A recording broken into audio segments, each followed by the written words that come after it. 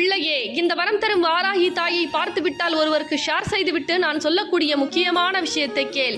எதற்காக இப்படி மனம் குமரி அழுகிறாய்? எனக்குடைய வாழ்க்கையில் கஷ்டம் எப்பொழுது தீரப்போகிறது? இந்த தீராத பிரச்சனை எப்பொழுது முடிவுக்கு வரப்போகிறது? ஏன் எனக்கு மட்டும் துரோகம் நடக்கிறது என்று மனம் குமரி அழுகிறாய். என் தங்க பிள்ளையே, இந்த கஷ்ட காலமானது இன்றையில் இருந்து உனக்கு நல்ல காலமாக மாறப்போகிறது.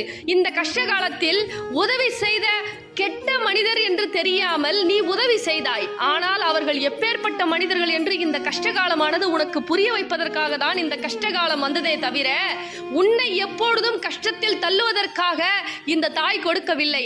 அனைத்தையும் என் தங்க பிள்ளைக்கு புரிய வைத்து விட்டேன். யாரெல்லாம் துரோகம் செய்தார், எவரெல்லாம் கெடுதல் செய்யார் என்று அனைத்தையும் தெரிய வைத்து விட்டேன்.